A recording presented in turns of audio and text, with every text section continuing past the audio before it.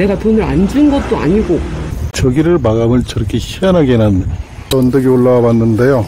커뮤니케이션이 제대로 안 돼서. 그걸 왜 그 시공자가 설계를 임의로 바꿔요? 건축주가 진짜 공부를 하고 알아야지만 되는 게 뭐냐면 무너진다는 거예요. 이거는 제가 따로 이거는 돈을 들였어요. 근데 건축주한테는 내 일생일대의 최고의 프로젝트잖아요.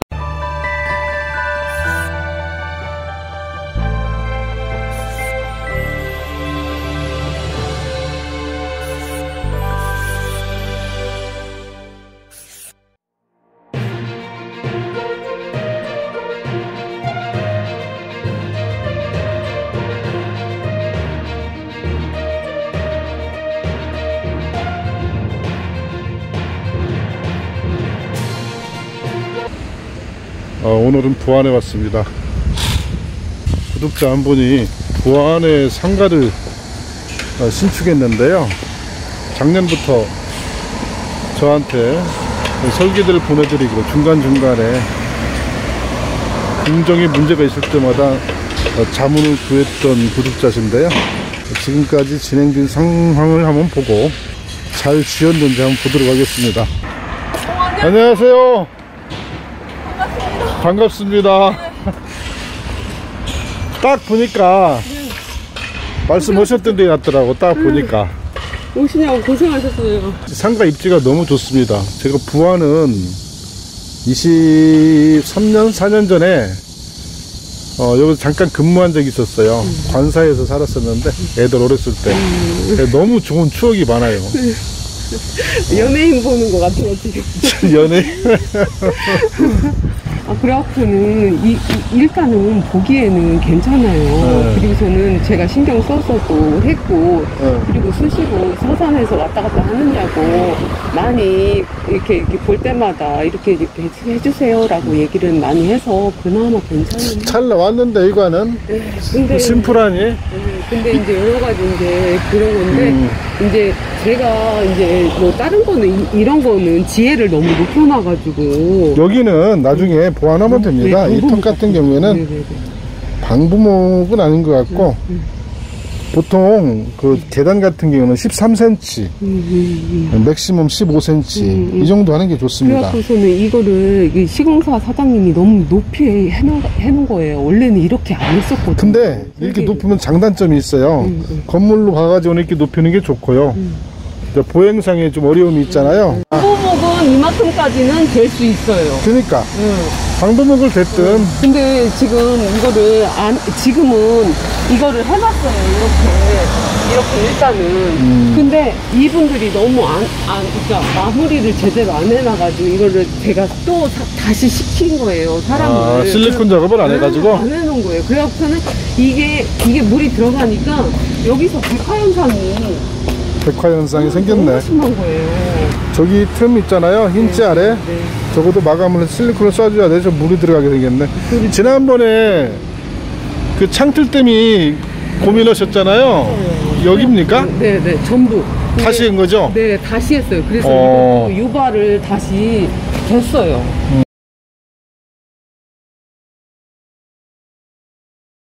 그래갖고 유발 다시 되고서는 안에 용접을 다시 다 하고, 그래서 다시 되고 이렇게. 지금 현재는 깔끔하게 마무리가 잘 됐는데.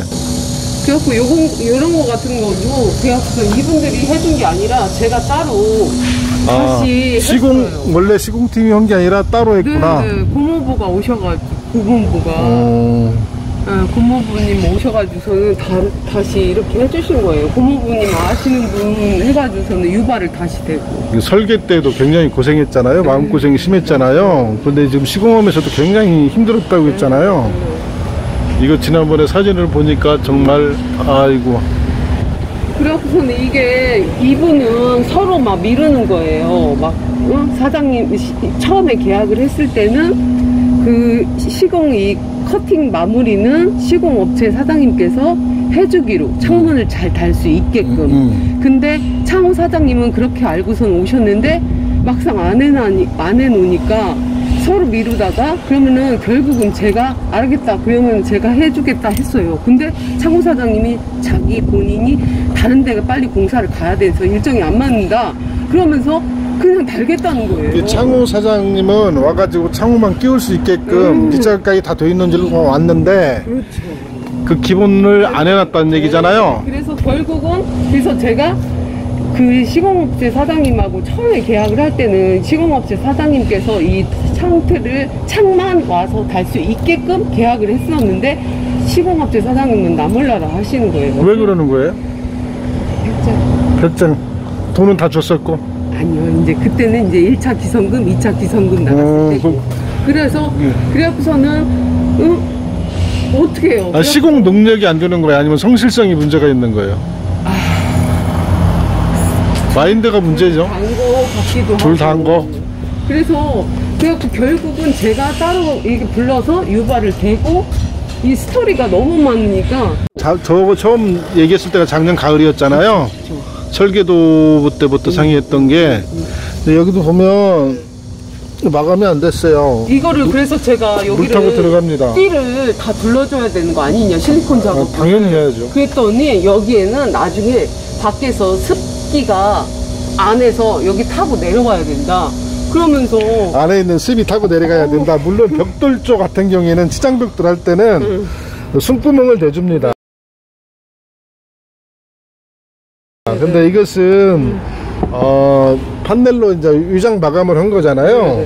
그렇기 때문에 물이 침투를 하면 안 되고 이건 전부 다 쏴줘야 됩니다. 그래서 다행히도 제가 이거를 할 때 물끊기 턱을 무조건 시공할 때 이건 잘하셨네. 해가지고서는 그 물끊기 턱을 했어요.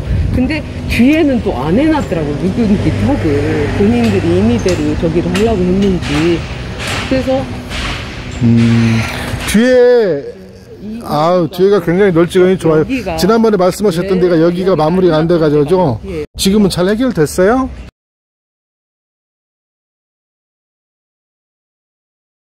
그러니까 그 시공 회사 그 종합면허 가지고 있는 회사잖아요.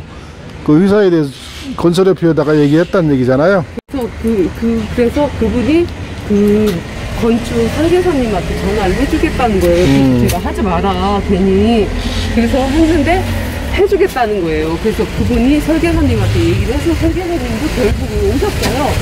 근데 설계사님도 이분하고 이제 같이 이제 친분이 있다 보니까 그때 당시에 여기가 막 엉망으로 쌓았었잖아요. 지금 정리가 그런 대로 잘 돼 있네요. 그리고 여기다가 9전짜리 벽돌로 그거를 쌓는다는 거예요. 말도 안 되는 소리를. 그때 광주 사태가 일어나고 얼마 안 있어서 너무 누가 봐도 아닌 거를 이렇게 말도 안 되게끔 시공을 한다는 거예요. 그래서 안 된다. 나는 분명히 450개의 식생블록 값을 나는 다 지불을 했고 지금 현재 이것만 261개만 싸져 있으니 나는 분명히 돈이 더 내가 450개 값을 이미 그거 계약을 할 때 충분히 다 줬기 때문에 전부 다 이미 돈을 줬기 때문에 해줘라 얘기했어. 그래서 결국은 건축협회랑 설계사님하고 그리고 시공업체 사장님하고 얘기가 돼가지고 나 이거 인정 못하니까 이거 이제 쉽게 정리해서 말씀드리면 여기 지금 지난번에 저한테 사진 보냈을 때 엉터리 시공했잖아요.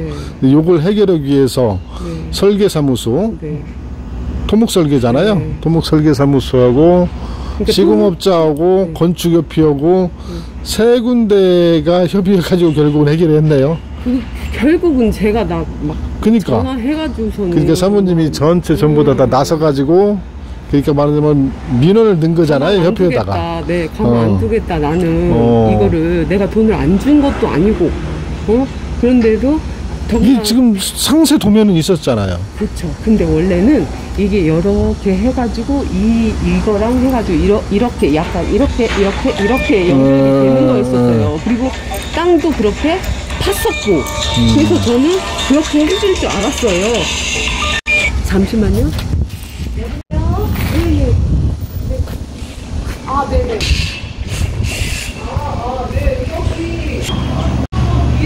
여기가 건물 후면 쪽인데 지붕에서 내려오는 물바지를 저런 식으로 해가지고 마감을 했습니다.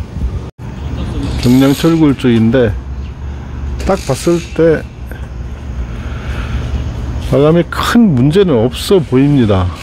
깔끔한 느낌은 없는데 그러면은 혹시 이 화장실 위로 천장으로 해서 개를 넣을 수도 있나요?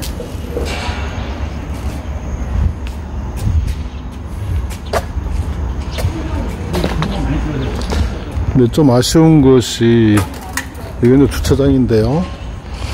축대가 굉장히 높습니다. 높은데 이 경사면이 한 3도 정도 되는 것 같아요. 집 쪽으로 다 이렇게 경사가 졌습니다. 저쪽이 낮게.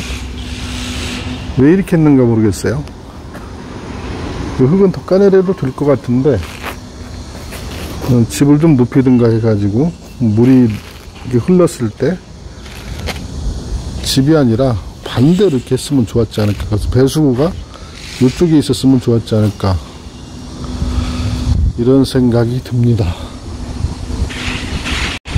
이분이 작년부터 저하고 계속 통화를 하면서 애로사항이 있을 때마다 하소연을 하고 그랬고, 또 제가 아는 범위 내에서 조언을 해주고 그랬었는데요. 굉장히 고생을 많이 하셨습니다. 구조는 단순합니다. 상가 건물이기 때문에.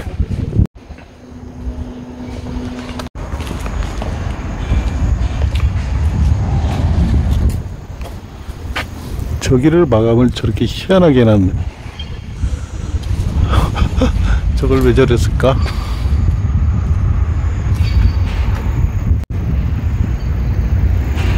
여기 보시면 마감이 안 됐어요.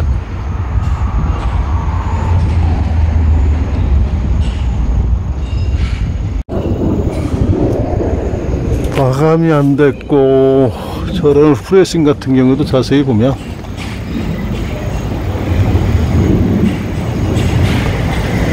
애매하게 됐네요. 여기도 이상하고,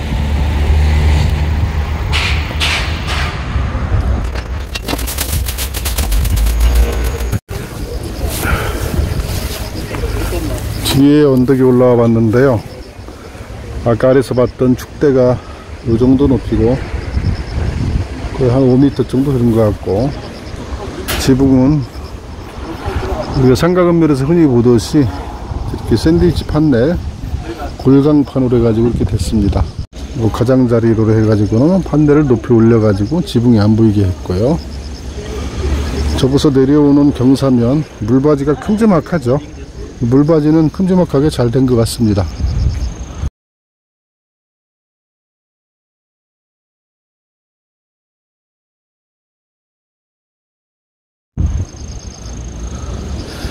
사모님, 여기서 보니까 지붕은 잘 된 것 같네요. 지붕은 잘 된 것 같아. 지금 서산서 왔다 갔다 하셨잖아요. 소장님이 계셨긴 했죠. 계셨긴 했는데 근데 원래 건축주는 현종 수장하고 하고 싶은 얘기를 전부 다 하면 현장 수장이 그것을 이제 실현을 해주면 되거든요. 조정해가지고 시공자들하고 또 업체들하고. 이게 커뮤니케이션이 제대로 안 돼서 지금. 그러니까 그분은 토목하고 건축 부분만 했고, 종합면허를 가지고 있는 그 부분이었고, 사장님은 요런 이제 디테일한 거, 상가에 어울리게끔 하는 거, 그것까지도 이제 신경을 쓰는데 그분 어려움이 많았다는 얘기잖아요.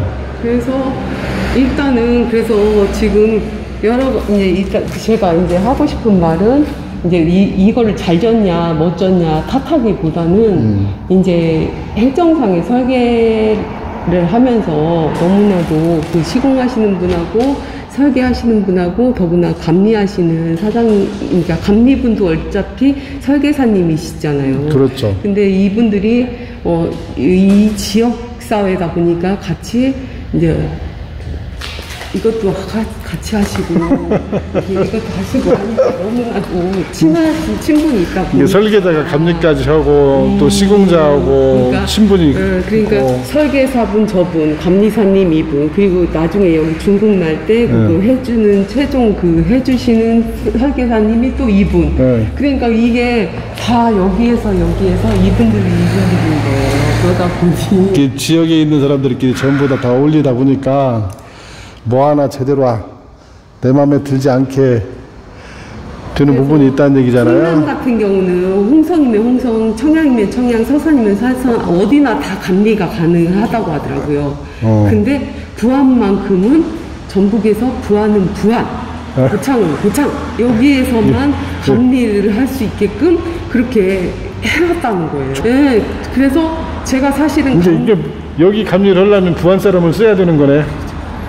그래서 제가 아는 분 소개를 해서 고창에 계신 설계사님한테 혹시 저희 감리를 맡아주실 수 있으세요? 라고 부탁을 드렸더니 아, 부안은 그 자기네들끼리 저기가 돼서 부안 지역에서는 부안만 가능하다는 거예요, 감리가. 그러다 보니까 실질적인 감리는 이 건축사를 대변해서 이분 시공사분들이 잘 짓고 있는지 못 짓고 있는지 이렇게 조금은 이렇게 뭐랄까 감독을 할 의무가 있는데 그게 안 되는 거예요. 더군다나 저희 아까 보셨듯이 그 식생불로 그렇게 있을 때 제가 감리사님한테도 얘기를 했어요. 즉 광주 사태가 일어난 지 얼마 되지도 않았는데 이렇게 해서 9전짜리 벽돌로 쌓는다고 하니 나는 허용을 못한다.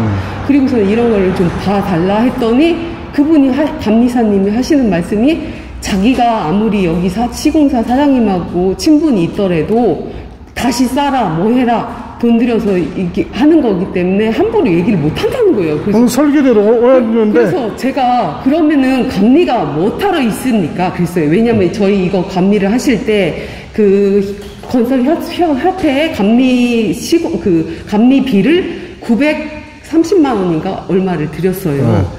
그러면은 도대체 감리를 오시면서 감리를 봐주시는 게 뭡니까? 그랬어요.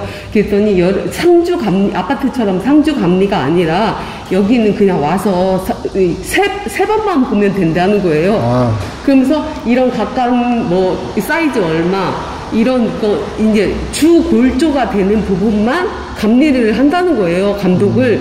그래서 제가 그랬죠. 건축의 건자도 모르는 제가 봐도 저 각간이 몇 센치고 150에 30에 250 저희 설계 도면에 있는 건데 지금 마당에 있는 거 제가 길이로 재도 충분히 제가 그것도 감독할 수 있는 상황인데 도대체 뭐를 감독을 한다는 얘기인지. 물론 오셔가지고 뭐 시멘트 그 강도 그런 거 측정을 하시는 거는 제가 그 사진을 찍어 놓은 거가 있어서 그런 거는 알겠어요. 근데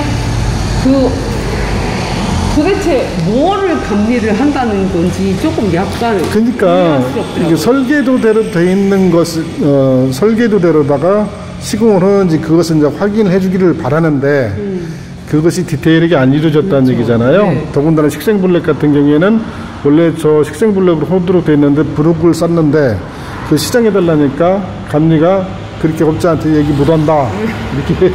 그래서 제가 그 얘기했어요.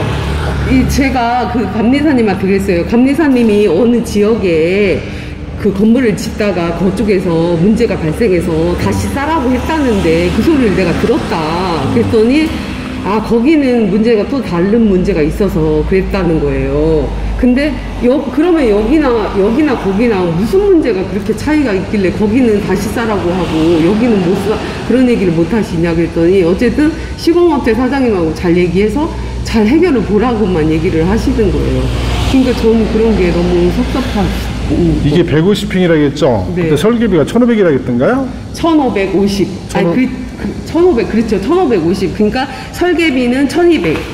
그 토목은 350. 그래갖고서는, 설계비도 그 설계 사무실에서도 토목 설계사님한테 다시 의뢰를 해서 이렇게 한 걸로 돼 있더라고요. 어쨌든, 건축 설계, 토목 설계 합쳐가지고 1550 그렇죠. 들었다는 얘기잖아요. VAT 따로.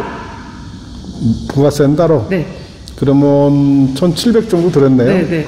그 중간에 토목을 하는 중간에도 그 중간에 설계 그 임야에서 뭐 전이 되고 전에서 대지가 되면서 이 지목 변경을 하면서 무슨 그때 말씀을 드렸잖아요. 무슨 변경 설계 변경에 무슨 돈이 더 듭니다 하면서 저한테 추가 요금을 토목 설계 변경할 경우에는 추가 비용이 좀 들을 수 있고요. 네. 근데 그게 진짜 엄청 많이 변경 사항이 크면 된다는 그렇죠. 얘기는 들었어요. 근데 저희는 크게 뭐 변경된 게 그닥 많지가 않아요. 그러다 보니까 그리고서는 저는 토목 그분하고 계약을 한 게 아니라 설계사님하고 계약을 했기 때문에 나는 이거를 못 드립니다 얘기를 했어요.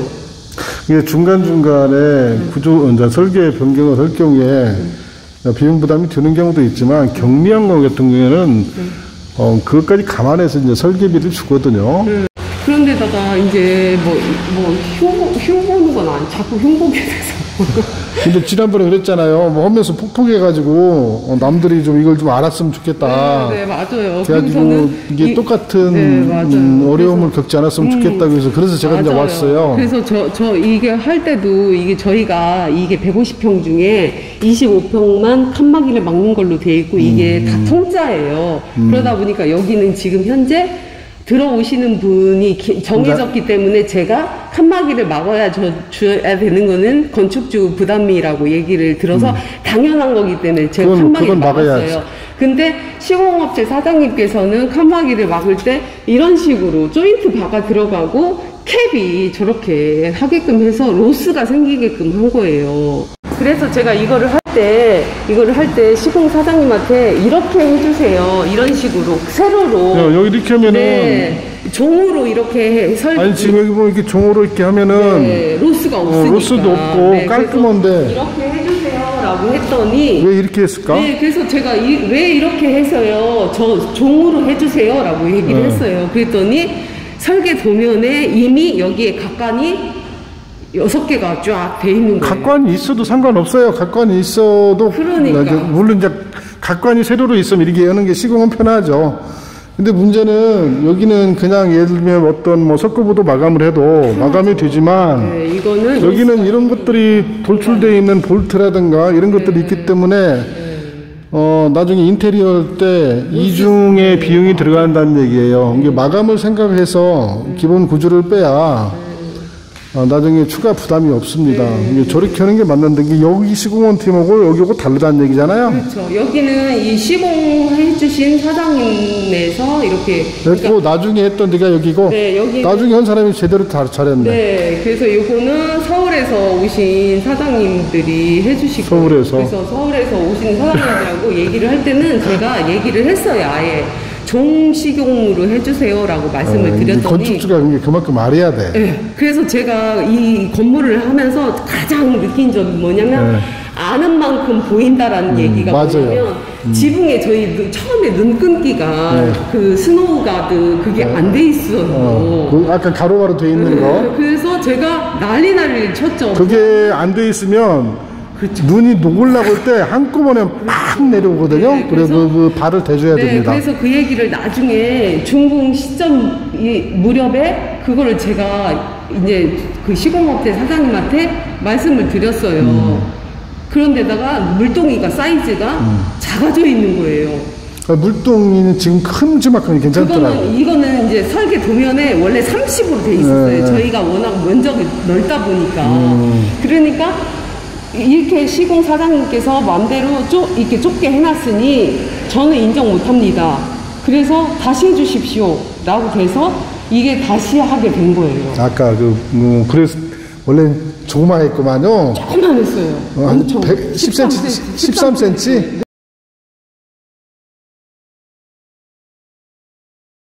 네. 아까 보니까 30cm 정도 되던데. 그래서 이거는 30까지 하면은 제작도 해야 되고 까치발을 그 제작을 해야 돼요. 그래서 그러면은 다시 하시는 분이 혹시 기성품으로 해서 25cm인가 27cm 해도 됩니까? 라고 하시더라고요. 그래서 제가 괜찮다. 오케이. 됐어요. 그래서 저렇게 다시 한 거예요.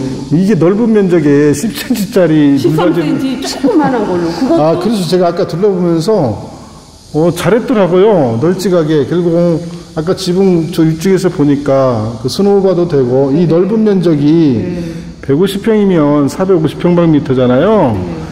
이 경사면이니까 더 넓거든요. 여기서 일시에 눈이 녹으면서 이게 지금 경사가 한 10도? 8도? 정도 되는 것 같은데 여기서 이제 내려가는 것들이 한꺼번에 눈이 쏟아져 버리면 빗물도 마찬가지, 빗물이 이제 눈이 쏟아질 때는 눈을 끊어줘야 되고 빗물이 쏟아질 때는 그걸 충분히 받아내야 되는데 10cm짜리 가지고는 어림도 없죠. 네, 13cm짜리는. 네, 그래서 제가 그 준공 시점에 그걸 알은 거예요. 몰랐다가. 그래서는 큰일 날 뻔했네. 예, 시공업체 사장님한테 이제 태클을 걸었죠. 이제 다 준공등이 다 됐고 했으니 잔금을 달라 하시는 거예요. 근데 제가 얘기를 했죠. 나는 분명히 계약 당시에 설계 도면대로 해주십시오 라고 말씀을 드렸는데 사장님이 모든 거를 저랑 상의를 했음에도 불구하고 그 부분에 대해서는 전혀 상의를 안 하셨으니 상의 안 하시고 맘대로 줄였으니 다시 해주십시오 라고 이게 설계에 원래 이렇게 돼 있었는데 그럼 임의로다가 13cm로 했다는 그렇죠. 얘기예요? 그 말도 아니네. 그래서 다시 해달라고 해서 했는데 이제 이런 마감 부분은 깔끔하지 못했는데 이거는 다시 해달라고 제가 이 마감 부분은 깔끔하게 다시 해달라고 말씀을 드렸어요. 이건 나중에 시간이 가면 저게 경화돼 가지고 접착력이 떨어지고 부식도 되고. 글쎄 일단은 리베팅으로 나사로 한 게 아니라 리베팅으로 해주셨긴 했는데 리벳 하면은 나사보다는 체결력이 좀 낮습니다. 근데 일단은 보기는 싫어서 이거는 다시 요거 마무리를 해주기로 얘기가 됐어요. 그래서 지금 30에 20 정도 되는데 처음에 이게 13cm였다는 얘기예요. 설계 그걸 왜 그 시공자가 설계를 임의로 바꿔요? 그건 아니지. 이제 단가 차이도 좀 나는데 이제 이런 까치발 이제 요것이 이제 기성품을 하기가 힘들으니까 그렇다는 얘기잖아요. 그래서 제가 이게 건축주가 진짜 공부를 하고 알아야지만 되는 게 뭐냐면 이게 분명히 이렇게 뒤에 이게 물동이가 이렇게 있잖아요. 이렇게 있네. 물동이가 있으면 이게 이게 이 부분 상쇄도라는 게 있잖아요. 부분 상쇄도라는 게 있으면 물동이가 사실은 이렇게 돼서 지붕을 덮기 전에 이 겉면에 다 설치가 되어 있을 때 이 물동이를 설치를 하고 그리고서는 지붕 판넬을 덮고 스크류 볼트를 체결을 해서 이게 물이나 눈에 이게 쓸려 내려갔을 때 확 해서 이게 안에서 이게 어느 정도 잡아주는 힘이 있게끔 해줘야 되고 자비쇠가 있으니까 이게 있어야 되는데 이 분명히 설계가 이렇게 돼 있으면 이렇게 시공을 해야 되는 게 맞는데 시공하신 사장님은 어떻게 했냐면 이 뚜껑을 다 덮고 지붕 뚜껑을 다 덮고 여기에다가 띡띡띡 디귿자국으로 띡 이렇게 박아 놓으신 거예요. 그렇게 하면은 그 눈에 하중이 엄청나거든요. 그렇죠. 그래서 제가 일시에 쏟아져 버리면 다 이거 부서져 버립니다. 네, 그래서 제가 이거를 안 된다. 나는 분명히 계약 시에 설계 도면대로 해주십시오라고 했는데 사장님이 임의대로 13cm로 이것도 줄여놓고 지금 30cm인데 이게 150평이라서 물량이 어마어마해서 이런 것도 설계사님이 다 계산을 해서 면적을 이렇게 설계를 하신 건데 사장님께서 임의대로 13cm로 조그만하게 했으니 이거 나 인정 못하니까 이게 준공 다 끝나고 잔금을 달라고 하는 거예요. 그래서 나는 이거 고쳐주시면 드리겠다 얘기를 했어요. 그러니까 이제서야 이렇게 한 거예요. 이렇게 바꾼 거예요. 잔금 줄 때 얘기가 이것이 원래 설계대로 안 되면은 안 준다 했더니 이제 변경을 해준 거구만요. 그리고서는 이 스노우 가이드 그것도 저는 몰랐어요. 사실은 생각도 못했어요. 제가 이거를 건물을 짓기 전에 엄청 많은 경량철골로 지은 집들을 막 구경하고 옆집 가서 계단으로 올라가서 구경도 하고 어떻게 져 있나 이런 것도 엄청 많이 봤어요. 그런데다가 이 지붕에 그 파라페 판넬을 대면서 이 보강재 같은 것도 그렇게 봤는데 지난번에 말씀했듯이 보강재도 조금 문제가 있었다고 했었잖아요. 근데 여기에서는 일단 보강재 얘기는 안 할게요. 근데 스노우가 저는 생각도 못했던 게 이제서야 보이는 거예요. 뒤늦게. 그리고선 시공업체 사장님도 제가 이거 이 물동이 이거를 얘기를 하니까 이 물동이가 이렇게 커지면 그때서야 얘기를 하시는 거예요. 쓸려오는 양이 어마어마해서. 어마어마해요. 이게 무너진다는 거예요. 그러면 무너진다는 걸 알면서도 왜 그렇게 작게 했냐 했더니 이렇게 띡 해서 하는 공법은 안 무너진다는 거예요. 스노우 가드가 필요 없다 하시는 거예요. 그래서 아니에요. 제가 생각해도 건축의 건자도 모르는 제가 생각해도 아닌 것 같은데 그렇게 자꾸 얘기를 하시니까 단독주택 같이 작으면 작으면은 괜찮아요. 못 써도 돼요. 네, 근데 네. 여기는 지금 어마어마하잖아요. 네. 이게 지금 150평이면 경사면은 면적이 더 넓거든요. 그러면 뭐 한 5%만 잡더라도 거의 뭐 160평 이렇게 될 건데 어쨌든 간에 이 양이 어마어마한 것이고 제가 부안에 잠깐 살아봤다 했잖아요. 어느 해인가 눈이 38cm가 온 적이 있었어요. 하루에. 부안이 눈이 굉장히 많이 오는 곳입니다. 네. 그래서 그분도 자기가 알고 계시더라고요. 확 쓸려서 안 된다는 거예요. 그러면은 제가 그랬죠. 사장님, 그러면은 이 물동이랑 이렇게 물동이가 넓어지면 그런 걸 아시면 당연히 눈 스노우도 해주셔야, 눈 끊기도 해주셔야 되는 거 아닙니까? 라고 했더니 그때서는 말씀을 못 하시느란 거예요. 그래서 이거를 해주시는 의뢰를 다른 분이 해주셨어요. 그래서 그분이 다시 견적을 눈 끊기 넣고 여기 물동이 넣고 그리고서는 앞에 그 캐노피에 살짝 이제 미흡한 부분이 있어가지고 그 부분 다시 해주기로 하고 프레싱 저기 다시 여기 파라핏 판넬을 뜯어냈기 때문에 저기 지금 덜렁덜렁 조금 있는 부분 다시 하기로 해서 두 분이서 견적을 내고 잔금 받는 거에서 이분이 일한 거는 저한테, 이분 거는 이분한테 지급을 하고, 이 시공업체 사장님한테 남은 잔금은 주기로 얘기가 돼서 이 공사를 한 거예요. 그러니까 총회에서 줘야 될 돈에서 이 부분은 별도 시공업체한테 줬고 나머지 눈끈기랑. 근데 중간에 또 눈끈기는 그 지붕을 떼온 게 아니고 나중에 온 거예요? 그러니까 그래서 제가 뭐냐면 이게 건축주가 알아야지 진짜 하자에 대한 것도 미리 방지할 수 있고 자기 건물 이거 그냥 놔두세요. 그래 자기 건물 제대로 할 수 있지. 그렇지 않으면 맞아요. 나중에 하자가 났을 때 아무 소리도 못하고 당하는 수밖에 없겠다 싶더라고요. 그래갖고 이 13cm로 작게 하니까 문제점이 뭐 있냐면 저희가 가로수가 또 이파리가 엄청 큰 가로수 막혀버리죠. 그래서 배수관으로서의 이 쌓이면 청소도 못하게끔 손도 안 들어가더라고요. 이건 사실 100짜리인데 위에다 위에 그 면적에 비해서 이것도 조금 넓었으면 하는 생각이 있는데 다행히 하나 둘 셋 넷 다섯 여섯 7개나 되니까 그 문제가 없을 것 같은데. 그래서 이것도 원래는 사실은 이 물동이 이 홈통도 원래는 이렇게 많지 않았어요. 설계상. 근데 이제 제가 더 이거를 해달라고 요구를 한 거예요. 그리고 추가 금액을 넣고. 저 배관은 250짜리가 묻혀 있네요. 네네네. 근데 제가 의아했던 것이 왜 이 경사를 집쪽으로 이렇게 했어요? 원래는 이것도 스토리가 있어요. 원래는 제가 구배를 저쪽으로 해주세요. 그리고선 이 설계 도면에 이 구배가 가운데로 이렇게 해서 이렇게 빠지게 상당히 경사가 있어요. 그래서 한 3도는 들 것 같은데. 네네. 그래서 제가 구배를 저쪽으로 반대로 해주시고 그 홈관을 홈관을 하고 그리고 나서 이 그레이팅을 덮기로 쫙.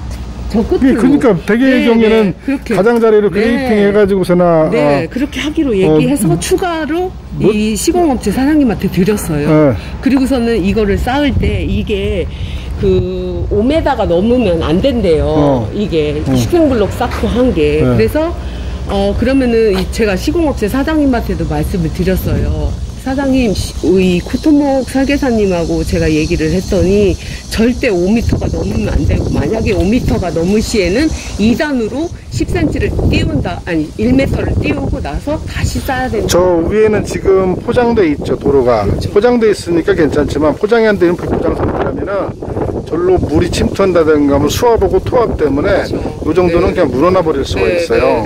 그래서 그분이 얘기를 하시던데 이게 하다 보니까 이게 높아진 거예요. 그러니까 나는 그래서 이게 그래서 이 시공업체 사장님이 저한테 얘기를 하시는 거예요. 이게 쌓다 보니 이게 높아졌는데 얘기를 하는 거예요. 그러면은 알겠다. 그러면은 우리 어차피 홈관하고 그레이팅 여기로 했던 거 그럼 반대로 해서 건물에는 들어가지 않게 중간쯤에 이 정도쯤에 해달라 이렇게 얘기를 했는데 너무 가깝게 해주셨더라고요.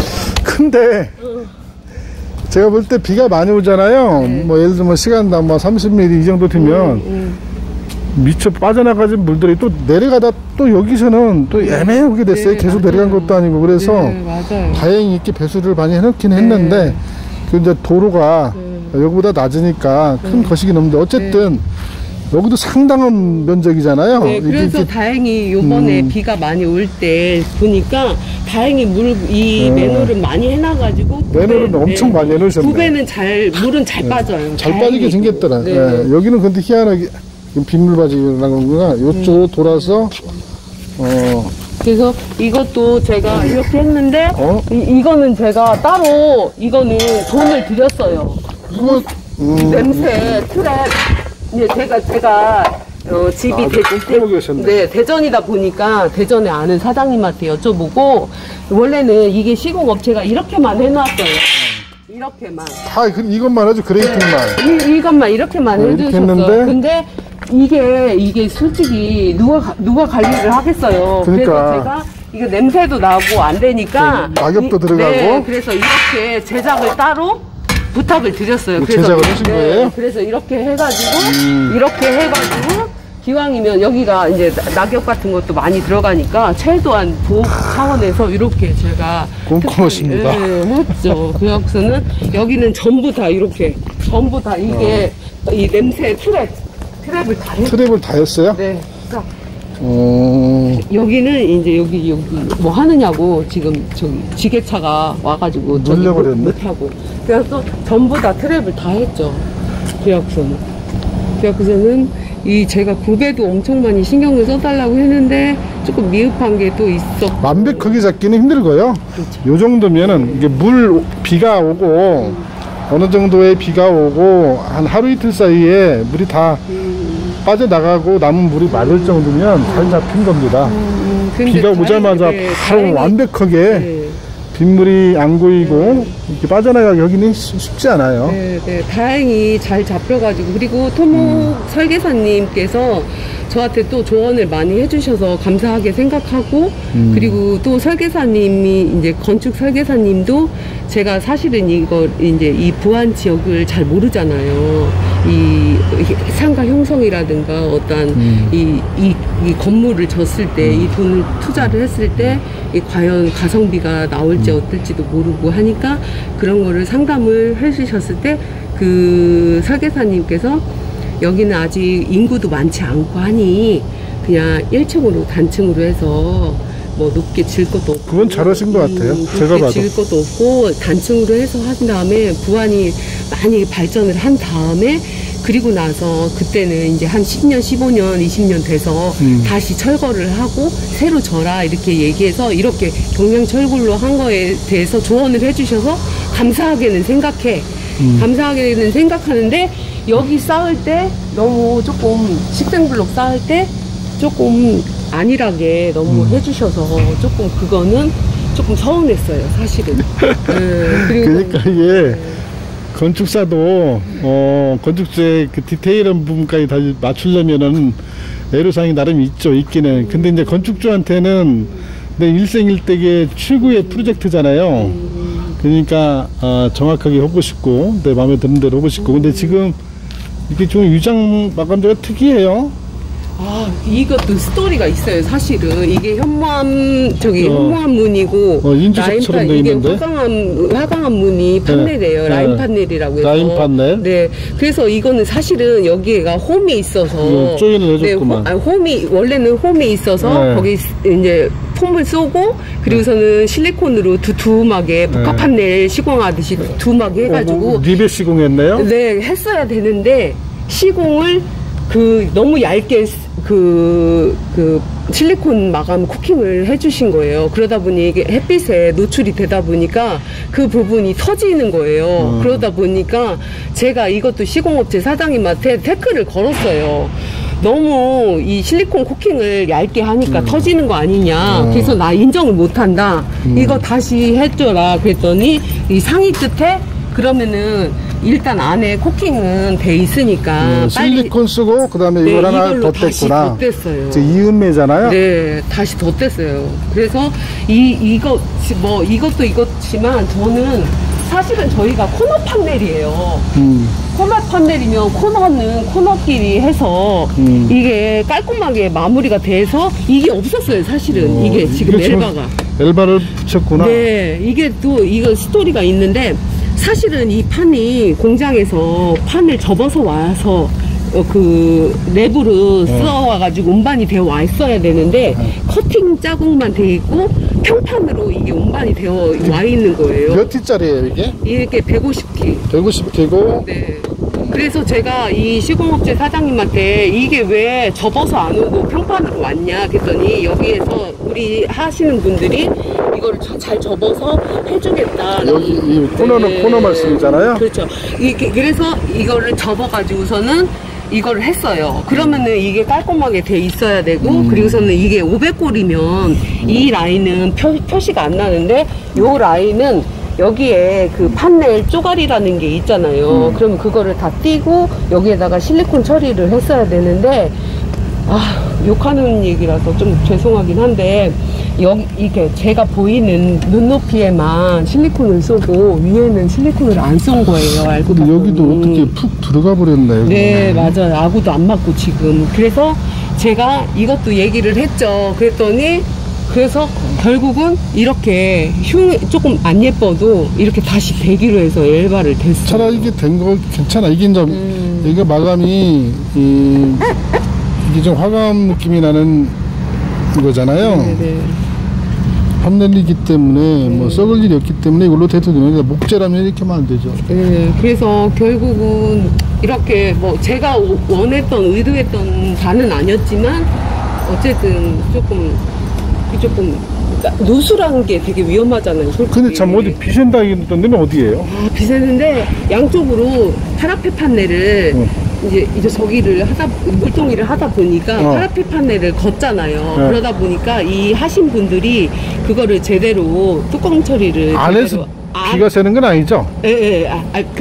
가생이 조금은 새더라고요. 근데 그거는 파라페 판넬에서 그거 마무리를 안 해놔서 샜던 거더라고요. 결국 새는 건 아니었고. 새는 건 아니었고 다행이네. 네. 비가 샌다고 해서 제가 깜짝 놀랐어요. 네. 비가 그래서 그때 비가 왔는데 물동이가 13cm로 작게 돼 있으니까 물을 넘어버리죠. 이제 네, 여기도 이제 저 뿜더라고요. 위에 쪽에서 마감을 잘 해놔야 네, 이 벽 타고 내려오는 물이 없습니다. 네. 뿜더라고요. 잘했겠죠 뭐. 네. 요 정도면 전체적으로 사모님이 워낙 꼼꼼하게 감독을 잘하셔가지고 이 정도면 그래도 제가 볼 때는 양호한 편이에요. 양호한 편이에요. 네. 근데도 저는 이게 하나하나 처음에 이 시공업체 사장님께서 저한테 뭐 하자보증증권도 제가 끊어달라고 요구를 했었던 부분이었고 계약서에 다 명시가 돼 있었긴 했는데 말씀은 뭐 자기가 하자보증증권을 끊었어도 자기네 회사가 망하지 않는 한 계속 리에이스를 해주겠다라고 해주셨는데 하자증권 그거 해봐야 3%인데 참 이게 참 평당 얼마 주셨죠? 이게 저기랑 같이 돼 있어가지고 저쪽으로 뒤로 그 토목하고 같이 돼 있어가지고 평당가를 딱 내리기가 애매하더라고요. 전체 얼마 드셨어요? 부가세 다 포함해가지고 싸게 하셨네. 비밀이에요. 네. 근데 이게 토목하고 같이 해가지고 평당가를 정확하게 낼 수가 없어요. 제가 볼 때는 비싸게 안 하셨어요. 그렇죠? 네, 저도 그렇게 생각해요. 싸게 잘하셨어요. 그래서 저도 조금 미흡한 부분이 있어도 그냥 넘어가려고 하고 창문 유바 됐어도 제가 그냥 애교로 제 돈 들어갔어도 그냥 애교로 봐주려고요. 아니 근데 사실은 여기- 마감까지 완벽하게 하면은 뭐 싼 돈이지만 이렇게 지금 안에가 안 돼 있잖아요. 그러면 그냥 적정하게 잘하신 거예요. 그래요? 그래서 여기를 파라페 판넬을 이게 딱 이제 하다 보니까 저기에서 물이 이제 파라솔 판넬 마감이 안 돼 있으니까 물이 떨어져가지고 여기서 물이 조금 새긴 했었는데 그거는 지금 어차피 판넬하고 골조고 만나는 부분에서 그렇죠. 마감이 잘 안 돼가지고 거기서 물이 좀 샜던 얘기잖아요. 어차피 그거는 이 물동이를 교체하면서 이 된 거 같다라는 식으로 얘기를 하시더라고요. 정확한 건 아닌데 그분이 그렇게 얘기를 하시더라고요. 그래서 저 파라솔 판넬을 다 막고 안에 코킹 처리를 했기 때문에 그 부분은 이제 돼가지고 크게 문제가 되는. 근데 이게 이제 H붐을 썼기 때문에 그 정도면 이 H붐 평당하는데 요즘 한 이 정도 규모면은 요즘 철집가 올라가서. 그래서 제가 또 이제 새로 이제 건축을 하시는 분들한테 알려드리고 싶은 거는 또 이런 부분이에요. 화장실을 원래는 설계 도면에도 이렇게 화장실이 저쪽까지 끝까지 이렇게 돼 있었어요. 그러니까 나는 이것대로 해줘라. 왜냐면 화장실에서는 냄새가. 아니 지금 판넬이 끝에까지 안 올라가고 나중에 이어붙였네요. 그러니까 끝에가 살짝 보이니까. 그래서 지금, 예, 냄새 빠져오지 못하게 제가 해달라고 했어요. 그러니까 이거를 그 설계 도면에도 전부 다 이게 끝까지 막는 걸로 돼 있었어요. 그러니까 당연히 저는 냄새도 나오지 못하게끔 해달라고 했던 부분이었고, 근데 중간에 시공사장님께서 이거를 박스로 하자고 하시는 거예요. 그래서 싫다. 나는 박스가 싫다. 박스로 하게 되면 나중에 혹시라도 이제 화장실에서 문제가 있을 때 냄새가 올라오면 그런 거 싫으니까 무조건 설계 도면대로 해주세요라고 했어요. 근데 사실은 설계 도면이 다 100% 맞는 건 아니더라고요. 그렇죠. 왜냐면 이거를 이 부분을 판넬이 이쪽에 들어가 있고 이쪽에 그러니까 물 끊기 턱이 있잖아요. 이 본 바닥하고 그렇죠. 화장실 바닥하고 근데 판넬이 화장실 쪽으로 들어가야지 나중에 습기가 찼을 때 또록 해서 이게 떨어지기 그렇죠. 때문에 제가 설계는 이쪽 안쪽으로 돼 있더라고요. 근데 이 시공 사장님하고 상의를 해서 안쪽보다 이걸 안으로 뺐다는 얘기잖아요.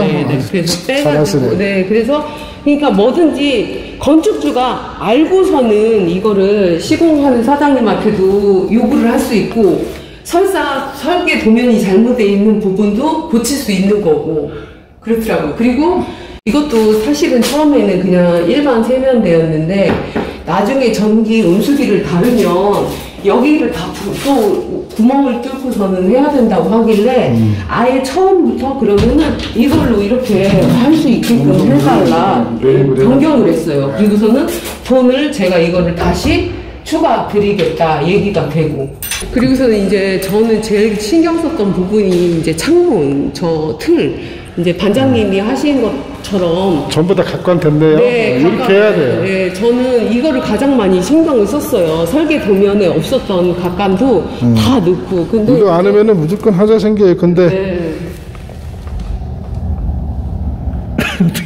용접을 안 했네.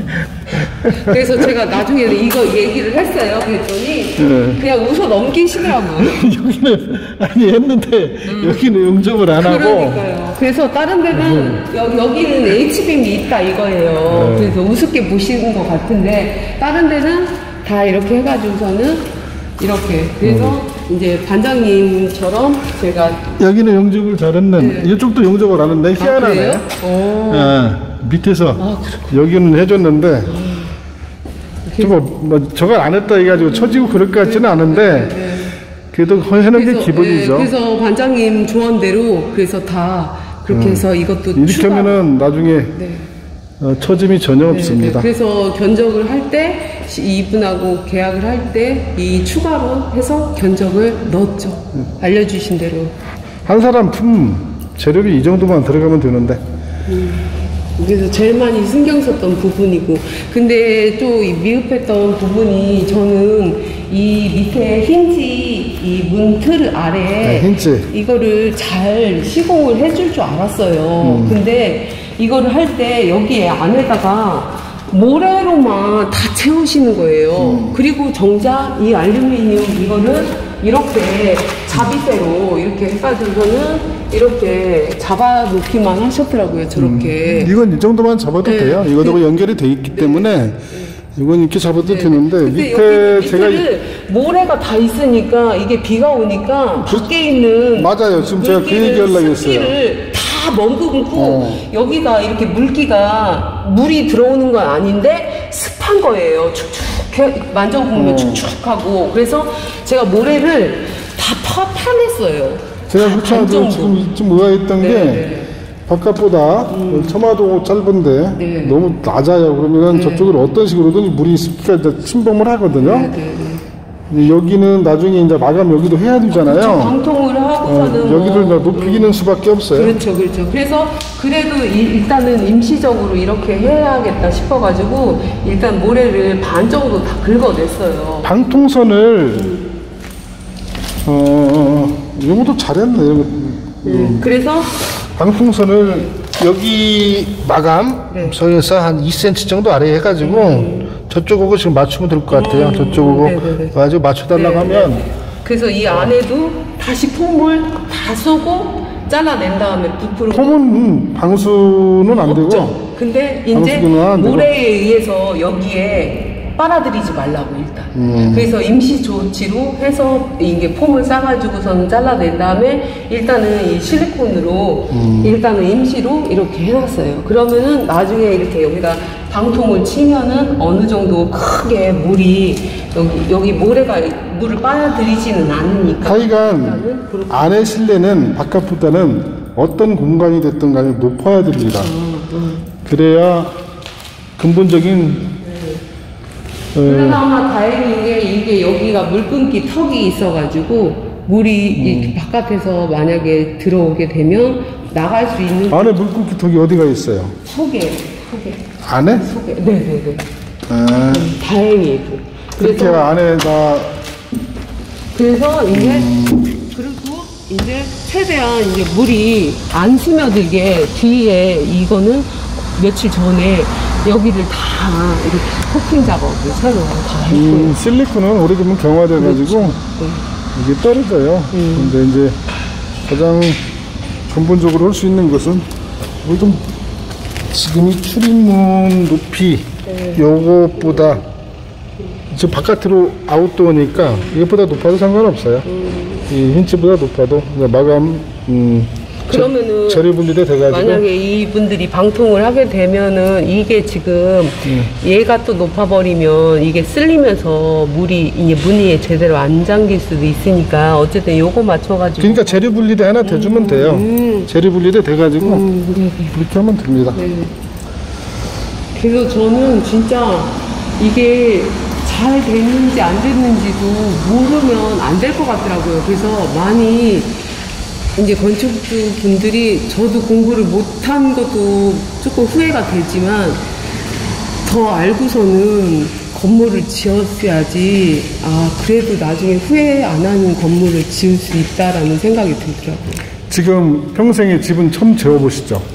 그렇죠. 지은 거는 처음이죠.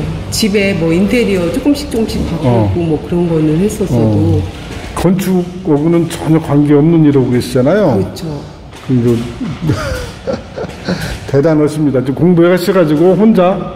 그러니까 뭐 반장님 그리고 유튜버님들 뭐 이렇게 그런 것들 막 보고서는 유튜브 참고해가지고 많이 공부가 됐죠, 솔직히. 그래서는 이제 반장님한테 연락이 돼가지고 이제 그때 당시에 창문 틀 중요한 거. 이게 제가 많이. 진작에 현장에 한번 와봤어야 되는데 바빠가지고. 그렇죠.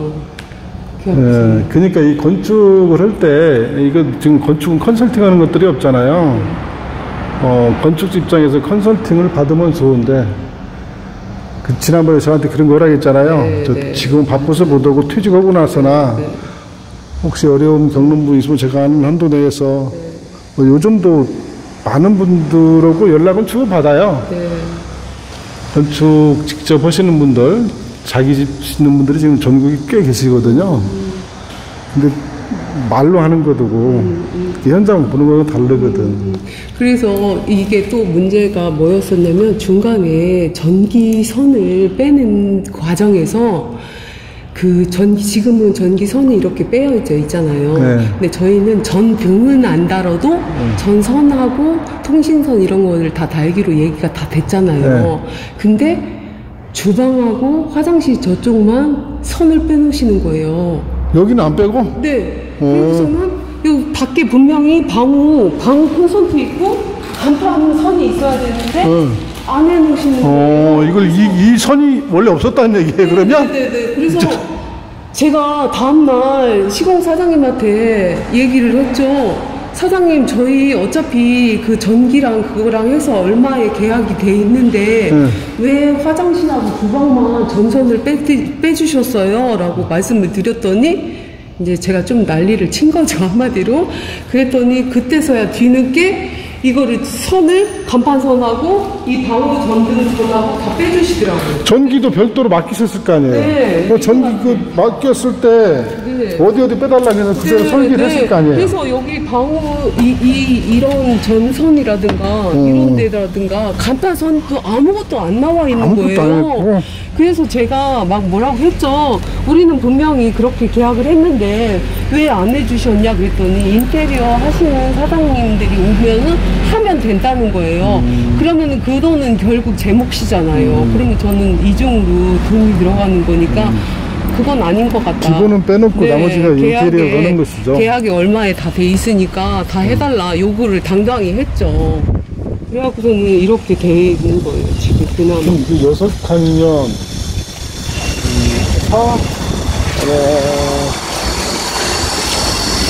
25평 정도 되는가요? 네, 하나에? 25평. 25평씩? 네. 그래서 화장실이 1.7평. 1.7평? 화장실은 넓지만이 좋더라고요. 지금 분양은 다 됐다면서요? 네, 2칸 남고 4칸이 다 나간 거죠. 근데 축하드립니다. 거의 1년 걸렸네요. 그렇죠. 11월 1일 날 땅 파가지고서는 5월 11일 날 이제 준공 딱 됐으니까. 네. 근데 작년 몇 월 달에 11월 1일 날 11일 날 땅 파기 시작해가지고 그래도 빨리 하셨네. 네. 이 땅은 지금 상당히 오래전에 살았다 했잖아요. 그렇죠. 사는 지가 30년 전에 더 된 것 같아요. 아마. 괜찮은 것 같아요. 아이고 잘 둘러봤습니다. 여기까지 와주셔서 감사하죠. 그래서 별 말씀을. 그래서 저는 솔직히 사모님이 염려하셨던 것처럼 제가 잘 방송 만들어가지고 건축주들이 이제 건축주들한테 알면 좋은 그런 도움되는 것을 영상으로 한번 잘 만들어서 내보내도록 하겠습니다. 그래 주시면 감사하죠. 아이고. 저같이 모르는 사람들 당하지 않게 조금 진짜. 알겠습니다. 저도 솔직히 붕어반장님 통해서 그런 거를 공부를 했으니까 이만큼 아는 거지. 안 그랬으면 진짜. 아니 왜냐면 저희 아저씨가 그동안 전화만 해가지고 좀 미안하더라고요. 별 말씀. 근데 이게 다 된 다음에 와가지고 죄송합니다. 아유 아니에요. 이렇게 와주시는 것만 해도 감사하죠. 그래서 저는 저같이 모르고서는 속지 않게 하고 싶은 마음이 강하더라고요. 솔직히.